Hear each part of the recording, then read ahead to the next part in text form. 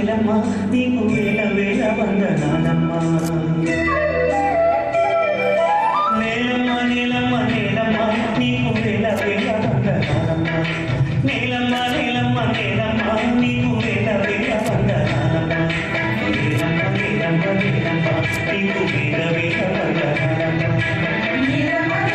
నీలమ్మ నీకు వేల వేల వందనాలమ్మ సాలేగి వానకి చుట్టిందా ఇంకా సాలు సాకును వాలిందా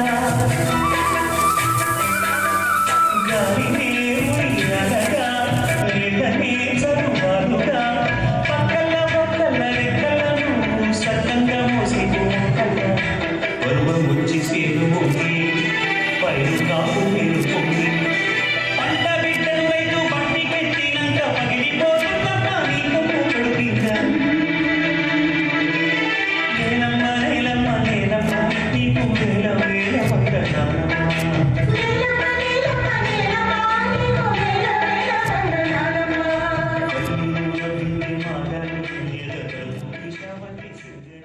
మీరు ఎప్పుడు నుండి వేస్తున్నారు నవధాన్యాలు? 5 సంవత్సరాల నుండి వేస్తున్నారా? దీనివల్ల ఏంటి మీరు గమనించారా? నేల ఆరోగ్యం పెరిగి ఎరువులు తగ్గినాయి. అంటే నేల ఆరోగ్యం పెరిగిందని మీరు ఎలా గ్రహించారు?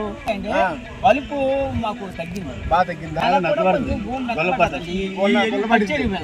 దీనివల్ల పచ్చిరొట్టి నవధాన్యాలు అన్ని కలిపి వేసుకుంటున్నారా? వేస్తే మీరు ఏంటి అంటే ఎరువుల మోతాదు ఎలా తగ్గిందని మీరు అనుకుంటున్నారు? ఇంతకుముందు ఎన్ని బస్తాలు వేసేవారు ఎకరాకి? ఎంతమంది ఎకరాకి 2 బస్తాలు వేసి, ఇప్పుడు ఎన్ని బస్తాలు వేస్తున్నారు? ఇప్పుడు అలాగా 2 బస్తాలు వేసిన వాళ్ళవి ఇప్పుడు బస్తా వేస్తానండి. బస్తా వల్ల పోయి మళ్ళీ బస్తాన్నరకు వచ్చాము. ఇప్పుడు 6 బస్తా కూడా వేయలేదండి. 6 బస్తా కూడా అంటే ఇప్పుడు ఏం వేయట్లేదు, పూర్తి మానేశారు టోటల్ గా. అంటే క్రమేణా తగ్గించుకున్నారా? అంటే ఏంటి మీరు దీనివల్ల పంట ఆరోగ్యం బాగుందా? ఆరోగ్యం బాగుందండి. చీడపీడలు ఏమైనా వస్తున్నాయా?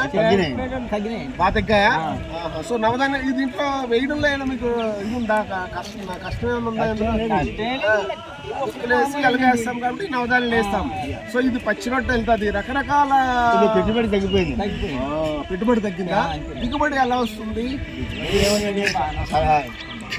సరిగా వస్తుంది. అంటే ఎవరైతే మన రసాయన మనం ఎరువులు మన యూరియా డిఏపి వేసి పండించినప్పుడు లాగా దిగుబడి ఇప్పుడు కూడా ఆ దిగుబడి వస్తుంది, తగ్గలేదు. ఓకే, నవధాన్యాలు బాగుంది.